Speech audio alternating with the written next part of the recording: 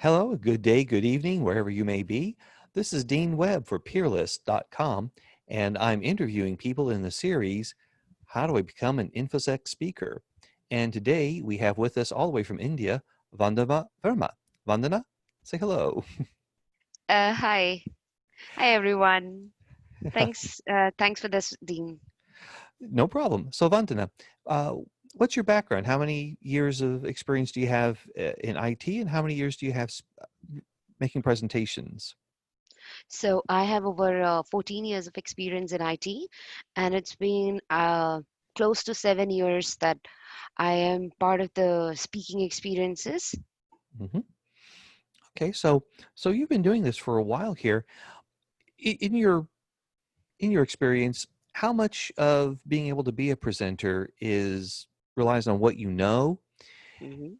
and how much of it relies on being able to know the organizers and to know how to get your request approved? So there's one thing called abstract. When Mhm. we talk about speaking at a conference, let's say if I started talking about my experience wherein I started writing abstracts, I was thinking that where to start off while speaking at a conference. So I started speaking at a meetup. So over the years, I tried to be in that speaker zone wherein I get recognized by the people that yes, I'm speaking at a conference. So the first thing I got to know that we have to write a good abstract. Mhm. Your research can be as good as like anything, but then if we don't write a good abstract, it's a story of our experience about the content that we want to produce or that we want to share it with a wider audience. So that abstract is more of a picturization in Mhm. lesser words of the whole presentation. So it's very, very important to write a good abstract, submit it in time, and once that's selected, or once you start, actually, once you start submitting, once you know that you might be speaking, Mhm. then start working on the presentation. That's what I do, because Mhm. if I don't write a good abstract or if I don't submit, I would never be able to speak. So it takes some time to learn that how to write a good abstract, but once you know it, you can nail it. So how long did it take you to get where you're good at writing that abstract? So I would say it all started in 2017, wherein I thought, Mhm. okay, yes, let's start with all the international presentations. I want to share my like my research with the wider people around, and I was not sure whether I would be able to train people. So I got my first opportunity for training people in 2017, and since then I think every now and then I keep speaking, but trust me, I have my fair share of rejections every year. Like I just submit it at the conference. I list down the conferences where I want to speak. Write down the abstract, and I take time to write down the abstract. It's not just that it Mhm. happens in one go. It take multiple iterations to um, get to the point wherein I feel that yes, because if Mhm. I don't feel that this is a picturization of my presentation, how would anyone else would be able to do it? So it takes time, but once it happens, I think you get to a point wherein you start spreading across, and I don't stop at submitting at like one conference and get I don't take a rejection as like I cannot speak again in any other conference at it. So I keep submitting it multiple ones and seeing whatever comes in, and I just share it. And if nothing happens, then there are local meetups wherein I talk about it. So really, I mean, you're saying it. You started getting really good in 2017, and you've been speaking for 7 years. So doing a little math, that's about halfway through your career is where you really got to where you had the skill that you wanted for writing Hmm. that abstract. So I take it then those first 4 years were a lot of learning on what works and what doesn't work. Right. So for the first 4 years, I was more of a person wherein speaking at a conference is like a big deal. So I Hmm. started my speaking experiences at like the local null and a wasp meetups, Hmm. wherein I got to know that there's a forum which exists wherein I should start interacting with people.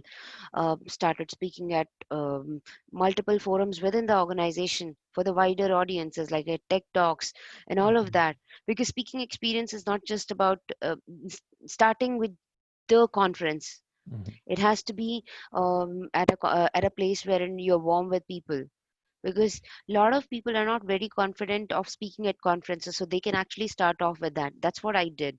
And suddenly slowly I got to know that yes, there are further arenas, and I started going to the conferences and then getting to know, had a discussion with a lot of people that how to write an abstract, because speaking just doesn't happen in one shot. At least for me it did not happen.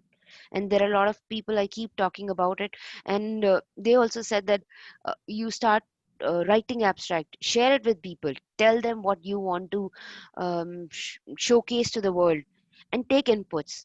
It's very very important. I know that it took me good 4 years to 4 5 years to get into the wheel wherein I can move around on the road. So uh, but then now I would say I am fairly at a point wherein I keep submitting and then keep learning.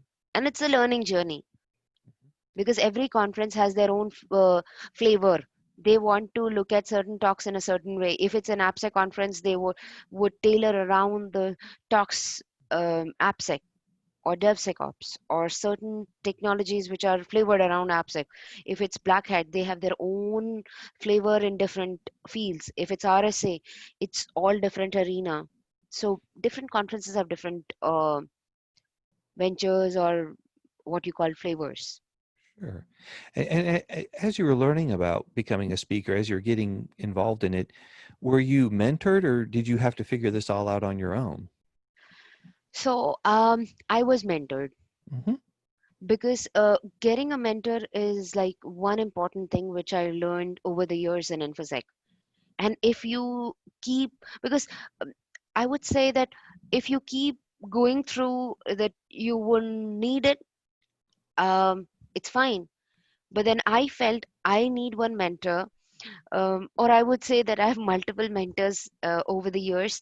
So they help me, uh, not with the abstract, but making me understand that how to write one with my own skills, because everyone has a way of writing the abstract. So I used to write an abstract, read it multiple times, refine it multiple times, and share it with people around me. And mentors cannot only be just the people who are senior to me, but who are the people who are speaking at multiple conferences. So I used to share and then refine it, make it relevant to a conference, go through the previous year conference abstract, so that I understand that this is the way that they would like the people to submit an abstract, because there's always a format where certain conferences like their speakers to submit it. Okay. So yeah, I think that helped me a lot. And then my mentors helped me in guiding that how to write it. I can't write an essay, and I can't write like just a paragraph. So it has to be like fitted within certain words, fit in with certain language. Almost like filling out a resume where you have to make sure you say the right words to get through the algorithm that's scanning all the resumes. You have to have the right words so that way the conference organizers see certain things and they go, ah, that's what I want, right? Right. And sometimes the most simple abstract gets selected, Hmm. because they understand that this might be important for the whole audience. So yeah, I think you just need to write, share it with the people, submit it, and you'll be good. So then once you submitted, then let's say you've gotten accepted here. Mhm. If you're doing a lot of speaking, and let me ask, how often do you speak uh, per month or per year? Mhm. So last year was like a showstopper for me, wherein Hmm. I'd spoken at like multiple places. I spoken at AppSec Village at DEF CON, Diana Initiative. I got an opportunity to speak at B-Sides LV at the almost last minute, Hmm. and I spoke at All Day DevOps. I trained at AppSec California, Seasides. So like there were quite a few ventures wherein I did, but then it was all Hmm. different flavors. I trained at AppSec at multiple places, but then I spoke about DevSecOps. I talk about multiple other topics like cloud security. What are the myths around it? What I thought that people are less talking about. So I wanted to research and then start with sharing my experience around it. What I thought could be a myth in cloud.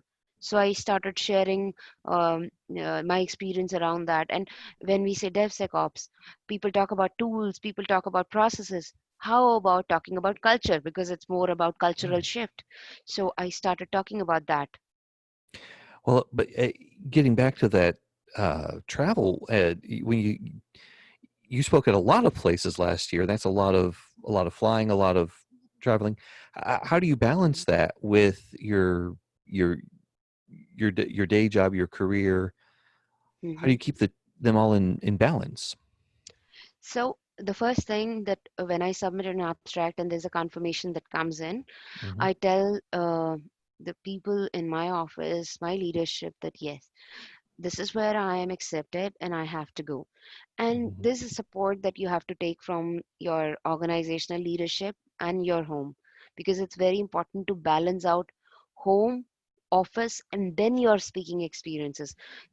A lot of time I've taken my personal time off and then flew. And a lot of time my organization has supported me. Okay, you can just go ahead and share your experience because it's very, very important. It's part of um, your own journey. So I think you should be open for it. So go ahead and share it. So it helped me sail through it. So it was very important for me to take them into confidence and then move ahead with it. So how difficult was it being able to convince your organization that this is part of your personal development, that this is something that's good for your career and good for your ability to keep, giving them what they hired you Mhm. to do? How hard was Right. that to get that message through? I would say it was a mix Hmm. because it was my own things that how would I share it, because I am speaking at multiple conferences, whether I should be how I should be telling them. That was very, Hmm. very important for me to phrase it. So phrasing was one thing, but then um, it happened gradually. I think Okay. it kept happening, and then mm, I I got to experience, and they understood that it's a community effort. And then when I am traveling, I try to make sure that I am not missing out my work. Right. So I try to balance out that even if I'm traveling, I try and take out time to answer to the emails, get my work done, so that it's all smooth. Because I wouldn't say that if I'm traveling, I would be off work completely. It's not possible Right. when you are trying to speak at conferences and when you are traveling internationally. It's very, very important to keep a check on your work. So Vandana, you Mhm. you speak at technical conferences. You mentioned those. Have you also spoken at non-technical conferences? And if you have, tell us more about what that's like. So I've spoken at non-technical conferences as well, because they wanted to know how exactly tech works, Hmm. and not just that, but how exactly information security works. Okay. Because um, if we say that information security is a domain, there is cybersecurity as a domain, it's for the people who are not part of IT. Like, think about people who are in banking, think about people who are in academia. Hmm. So it's very, very important for them also to know that there's something called cybersecurity. They need to um, know how social media best practices are, what are they, how they can follow, because they are all on social media. Hmm. How to how to perform transactions securely, how to educate this. Let's say we are right now at a situation wherein the whole world is at shutdown. So Yes. teachers, professors, every educator is trying to make sure they're connected with their students and giving the session online. So for them to know how the technology works, how how much security is important, because if someone gets into their session and start saying things which are not relevant or which are not right, which can be a problem. So how to deliver sessions securely, how can be connected with the people, how to use phones securely, because we all Hmm. do everything from our phone, keeping a passcode which is like more than 6 digits, and not the pattern, Yeah. all those things. So which was very important for me to talk to them, and I enjoyed it because So, we yeah.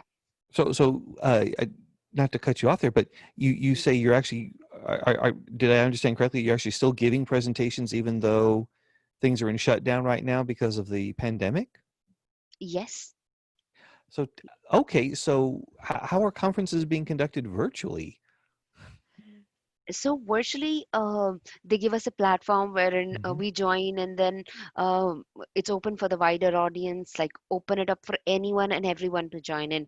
Even yesterday night, I had a presentation for one of the meetups internationally. So uh, it's be giving conference organization organizers also an opportunity to connect with a wider audience.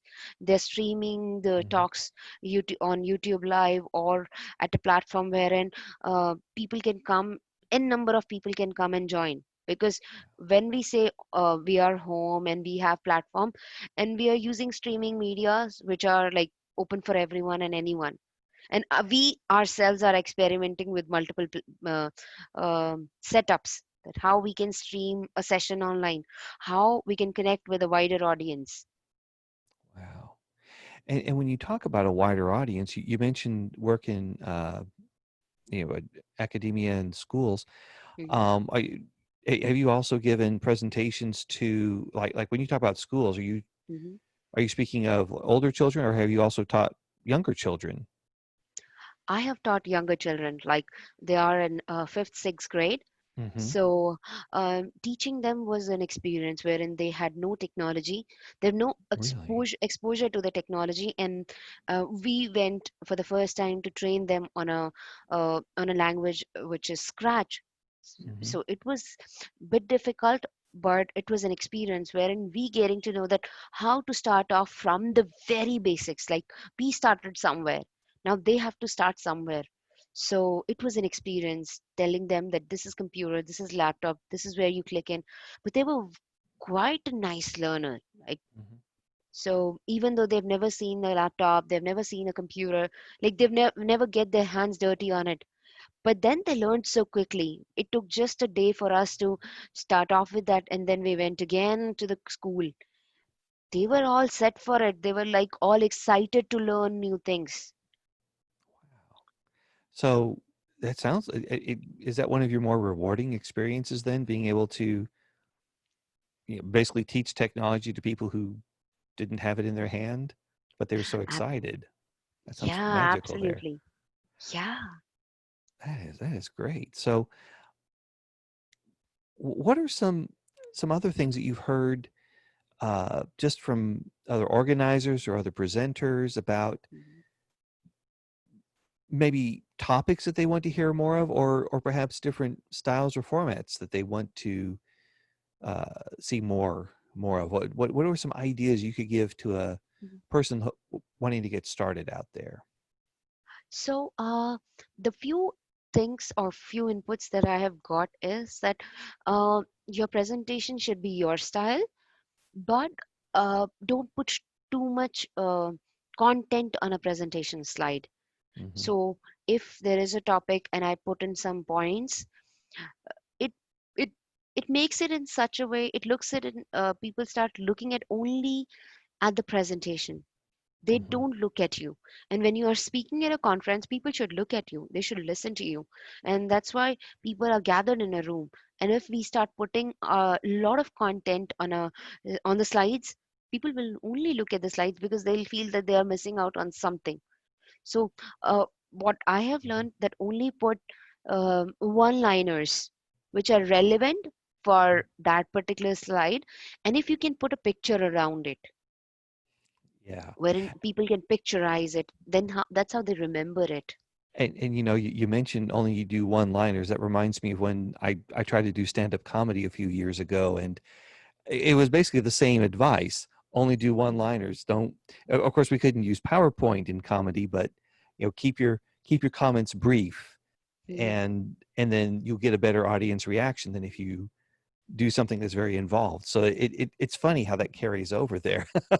Yeah. um, and but back to say when you say keep your content brief. So Mhm. are you saying then not much on the slide, but it's more what you have to say that's going to be the bulk of your content? Right. So that's what I Mhm. feel wherein when people are gathered in the room to listen to you, let them listen to you. Be the spotlight and be in the spotlight. Also, when we start saying stories around our content, people will start relating to it. A lot of times when I started off, I used to just put the content and start speaking about it. But then uh, when I moved to a different format wherein I tell stories Mhm. rather than just the content, it makes a lot of difference. So stories, adding anecdotes, providing the content from yourself, like you are the person who's delivering the session, makes a lot of difference. And people start seeking your advice in a different way. People start talking to you, and after the session, I've seen like people come up to me and then discuss few things with me. I've given sessions on like different domains and different zones. So it's a gradual learning, and I have learned that way. When you go to conferences, what are the things you like to see in other presenters? Because it you're not going just to speak. You also attend. What do Mhm. you see in other presenters that strikes you as like this is really good? This is something that I want to try more of. Right. So the way they are delivering the presentation, because I have my way of delivering the presentations, and sometimes I just go and mm, look for different topics and then go there and understand how the person is trying to deliver the session. Because once I am comfortable in my own zone, how about trying something different? The way I said that I never used to have pictures in my presentations, and now I've started to embed pictures into it. And rather than putting the content on one slide, but I want to have it or I should have it, especially the stats, how about bring them one by one? This is I have learned by going to the different presentations wherein they bring the animation one by one, and not like exhaustive animation, but slowly like coming in, splitting, chiming in, wherein one by one it comes up and build Mhm. up the whole story around it. So I actually learned it. So sometimes I just go and set up the presentation and see how the person is trying to connect with the audience, because connecting with the audience is like the most important part. Sure. And I guess that's another part there then too. Like what would happen or have you had an experience where your technology failed you, where the presentation didn't happen and you just had to speak Mhm. completely on your own? Yes, that has happened with me, wherein demo gurus just did not shower their blessings on me. So I had to explain it without that. But that was a lesson for me. So Mhm. now I make sure that I have my demos recorded, come what may, Uh, even though I have tested like n number of times. So every mhm, before every presentation, um, I make sure I wake up at like 4 o'clock. It's like even though I don't have an alarm set, it just happened naturally that I will wake up early, do the demo run multiple times for every exercise, for every demo that I have, mhm, and even if it fails, I have my video ready. Like of the presentation, of the and of mhm, the demos. Even my presentations are on Drive, so that if my laptop also fails, mhm. what's next? Like all the negative scenarios that can go in my mind, I make sure that I'm backup ready. So basically, doing a presentation on security, you have to have quite a lot of security A lot of disaster recovery goes into planning a successful talk there. Yeah, and it's not just for security, it's for any talk. I True. think anyone should be like disaster ready. What could go wrong? Because it's not just their reputation at stake, but it's the conference organization, Mhm. organized reputation, and then people would connect later on with you. But and still, things do happen. It's just that Yeah. how we take it up in a positive way, keep up high, and then go ahead, even if everything fails. Without that, just be confident and speak. People are there to listen to you, not look at your presentation, not just look at your demos. People will listen to you. Right. Right. Yeah. I like the note about demo. I've seen plenty of live demos go south, especially ones that I'm doing. So I'm going to take your note about record it ahead of time. Just in, I'm going to borrow that myself, both professionally and in speaking. Uh, so so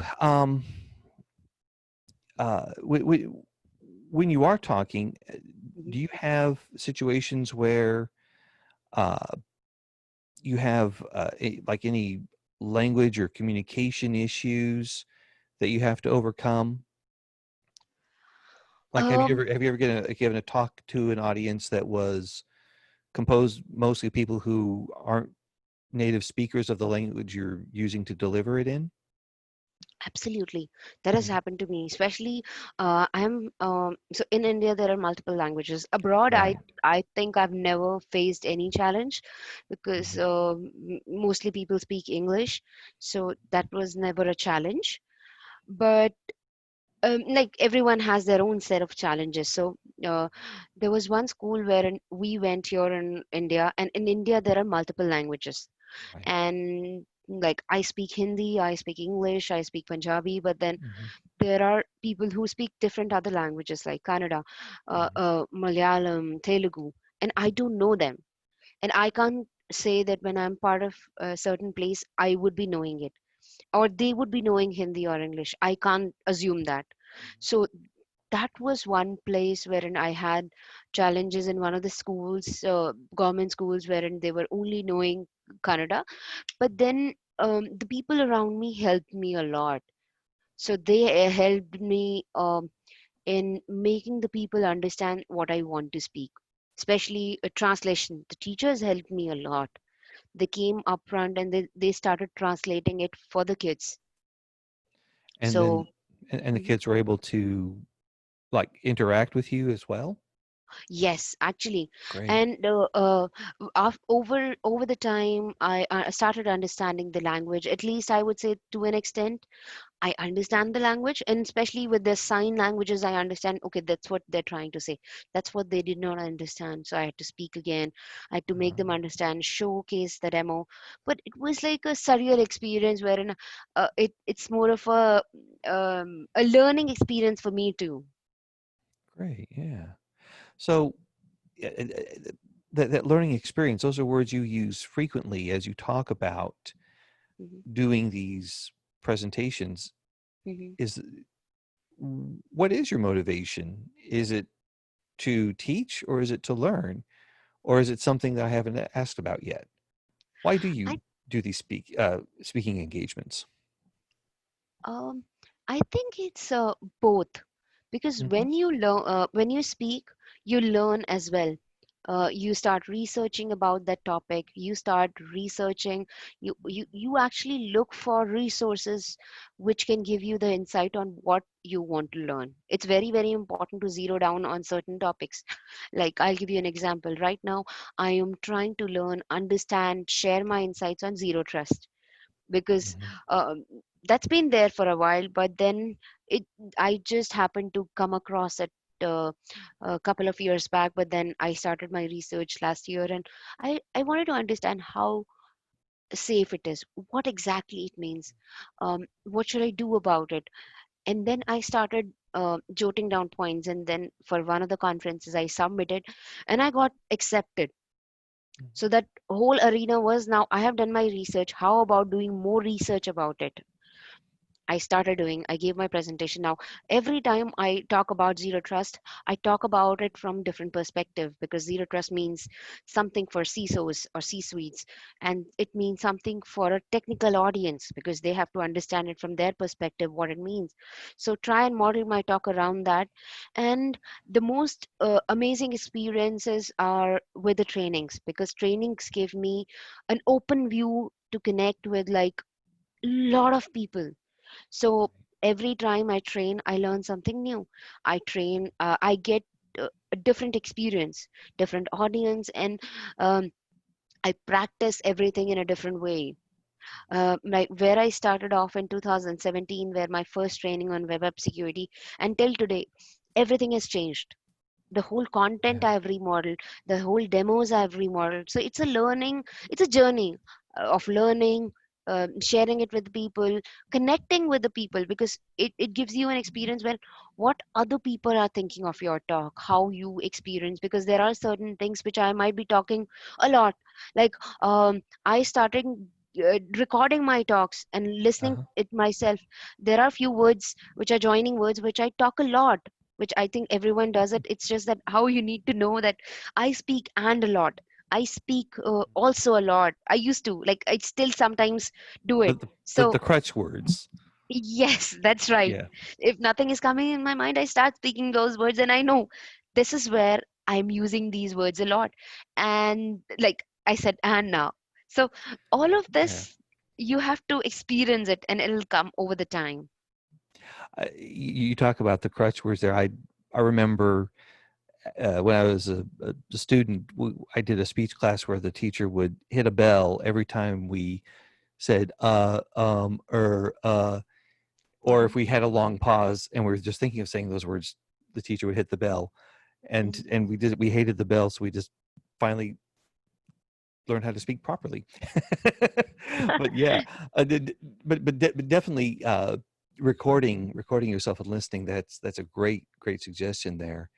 And I love how you describe your speaking as it's learning, it's teaching, it's an adventure, and you have these experiences in your life now that are to me it seems like you've got quite a few treasures there, uh, because of what you've been able to experience. Yeah, and I will tell you one of the experience wherein I prepared for good 2 months, because I was Mhm, like, so last year I did a keynote at Global AppSec DC.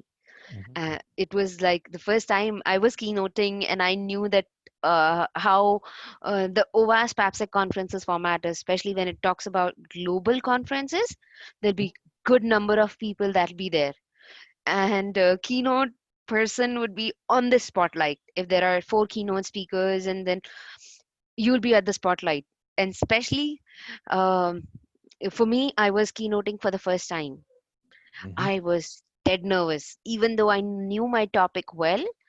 It's the topic I work around it a lot, wherein I talk about bringing diversity in infosec, bringing more people, more students, more kids in infosec. mhm. It was all around it. But then s- I had to work through for like good 2 months, write down my content at like one place, understand what exactly I want on my presentation. People has to connect to me so that I can take it to a different level, and it shouldn't sound like just a talk. It has to be a content around a keynote presentation. So one other thing which I will tell you, that what I do, what I've learned from my mentors and people around, that I share my presentation with people, and take their inputs, and not with anyone Mhm. and everyone, but few people whom I really trust. I share my presentation with them. I do demo talks, like with Okay. myself and with the people around. It gives me a confidence that yes, there are multiple iterations I've done, there are mistakes that I have done. I know what my mistakes are because I get a Right. feedback after it, and then I improve myself. That's great.